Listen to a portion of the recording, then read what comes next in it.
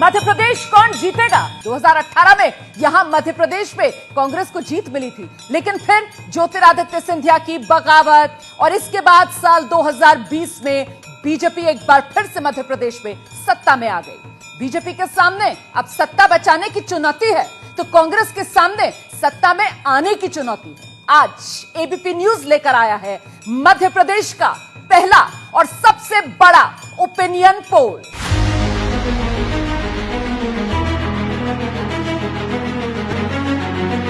मध्य प्रदेश में बीजेपी के अंदरूनी सर्वे से मचा हरकंप। लाडली बहना से मिल रही कोई मदद, ना किसी चाणक्य की कोई रणनीति काम आ रही। पार्टी के भीतर से लेकर सड़क तक सरफुटाबल जारी है। सितंबर महीना लग चुका है और लगभग एक महीने बाद मध्य प्रदेश में चुनावी आचार संहिता लगने की संभावना है। कांग्रेस ने चुनाव के 2 महीने पहले निर्णायक बढ़त बनाते हुए जहां सत्ता में वापसी लगभग तय कर ली है, वहीं बीजेपी अभी तक चुनाव के लिए मुद्दा ही तलाश रही है। पिछले 18 सालों से मध्य प्रदेश में राज कर रही बीजेपी की इतनी हालत पहले कभी खराब नहीं हुई जितनी मध्य प्रदेश में इस चुनाव में देखने को मिल रही है।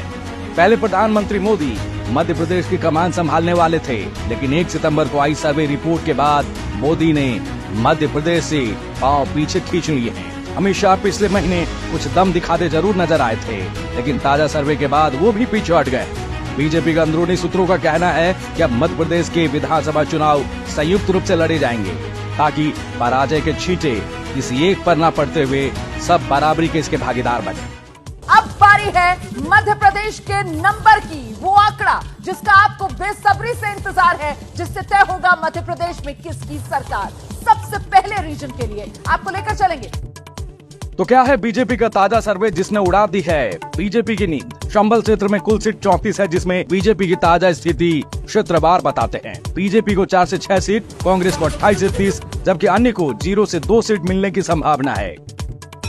बिल्कुल, चंबल रीजन का ये आंकड़ा आपने साफ रख दिया और ये तस्वीर पूरी साफ होती हुई यहाँ पर दिखाई दे रही है। अब इससे जुड़ी हुई बड़ी जानकारी, बड़ी खबर भी अपने दर्शकों के सामने हम रख देते हैं। मध्य प्रदेश का ये पहला ओपिनियन पोल है। आंकड़ा आपके सामने पहले रीजन यानी चंबल का आ चुका है। देखिए एबीपी न्यूज सी वोटर का ये ओपिनियन पोल, और इसमें जो बड़ी बातें निकलकर सामने आ रही, चंबल रीजन में कांग्रेस आगे दिखाई दे रही है सर्वों के लिहाज से।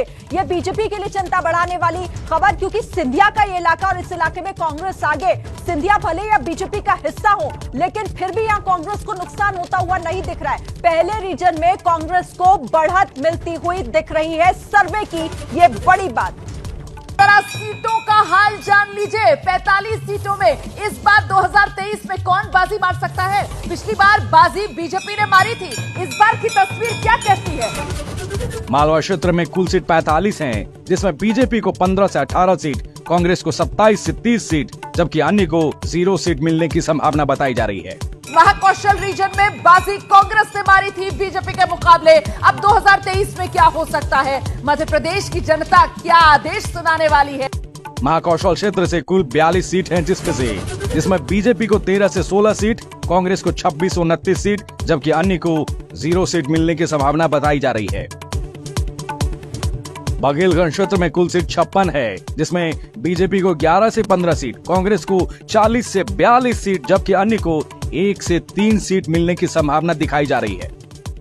मध्य क्षेत्र में 25 सीट है, जिसमें से बीजेपी को 9 से 12, कांग्रेस को 13 से 16, जबकि अन्य को 0 सीट मिलने की संभावना बताई जा रही है। निमाड़ क्षेत्र में 28 सीट है, जिसमें से बीजेपी को 11, कांग्रेस को 16 और अन्य को 1 सीट मिलने की संभावना बताई जा रही है।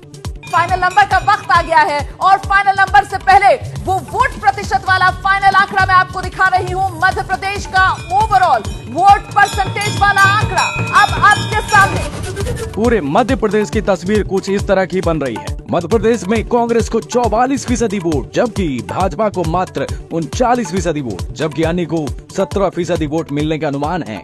इंतजार खत्म करते हैं आपका। मध्य प्रदेश का फाइनल नंबर बिना इंतजार के आपके सामने, ये लीजिए। बीजेपी को 66 से 75 सीट, जबकि कांग्रेस को 150 से 158 सीट और अन्य को 1 से 6 सीट मिलने की संभावना बताई जा रही है।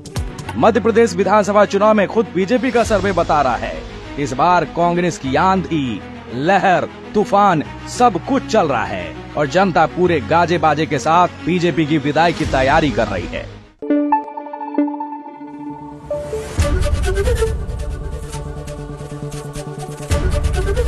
एबीपी न्यूज आपको रखे आगे।